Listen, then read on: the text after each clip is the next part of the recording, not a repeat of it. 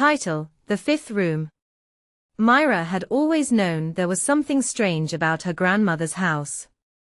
It wasn't the creaking floors or the way the walls whispered when the wind blew, no, it was the fifth room. There were 6 doors in the upstairs hallway, but one had always been locked. Always. Even as a child, Mira had tried the handle every time she visited. It never turned. When she asked her grandmother about it, she'd just smile and say, "Some stories aren't ready to be told." Mira was 16 now. Her grandmother had been her guardian ever since her parents died in a car crash when she was 5. And just last week, her grandmother vanished. No note. No signs of struggle. No body. Just gone. The police were baffled. They questioned neighbors, searched the woods, even dredged the nearby lake. Nothing. And now, Mira was left in the old house alone, with a list of instructions in her grandmother's spidery handwriting. Keep the windows locked at night. Never answer the phone after midnight. Don't go in the fifth room. Of course, Mira ignored the first 2 almost immediately. But the third, that one lingered in her mind. Why now, after all these years, would her grandmother still warn her about that room? One stormy night, lightning split the sky as she sat in the living room staring at the hallway. The fifth door seemed to shimmer in the flickering light. Then she saw it, just under the doormat, a key. Her heart pounded as she picked it up. It was heavy, old-fashioned, the kind of key that felt like it was made to unlock secrets. She stood in front of the door for a long time, before slipping the key into the lock. Click. The door creaked open. Inside, the room was dark, lit only by a soft blue glow from an orb sitting on a pedestal in the center. The walls were covered in mirrors, dozens of them, all different sizes and shapes. But it wasn't her reflection they showed. Each mirror displayed a version of her. In one, she was laughing with people she didn't recognize. In another, she was wearing a school uniform she'd never seen.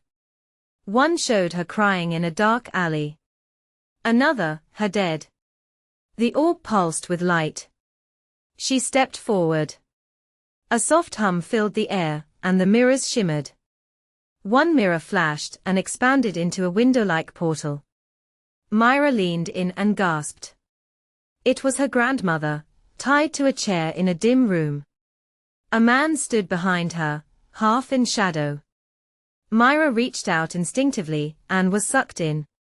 She landed hard on concrete. The room was cold. The walls damp. Her grandmother looked up in shock. "Mira. What are you? How did you?" The man stepped forward. His face came into view. It was Mira's father. "No," she whispered. "You're dead." He smiled. "Not quite." Her world spun. Her parents' car crash. The funeral. Her grandmother's careful silences. It was all a lie. Her father wasn't dead. He'd been hiding. Worse, he'd been trapped. Her grandmother, a powerful seer, had locked him away for dabbling in time-warping magic, trying to manipulate the future for his gain. When he found a way to escape the temporal prison, he took her with him. The orb, the mirrors, they were safeguards. But they were weakening. "You came through the mirror," he said, stepping closer. "That means it's open. I can go back." Mira backed away. "Why would you hurt her?" "She trapped me," he hissed. "She kept me from you. I only wanted to protect you. Guide you. Shape the future so you wouldn't suffer like I did." "You can't control the future," she said. "That's not protection. That's a prison." She ran to her grandmother, cutting her bonds with a shard of broken glass from the floor. Her grandmother touched the orb she had smuggled from the fifth room, it glowed bright. "Now, Mira. They leapt together into the portal just as her father screamed and lunged. The room blurred. They tumbled back into the fifth room. The mirrors shattered. The orb cracked and dimmed. Her grandmother collapsed, breathing heavily. He's sealed again, for now. Mira helped her up. Why didn't you tell me? I wanted you to have a normal life, her grandmother whispered. But maybe you were meant for more.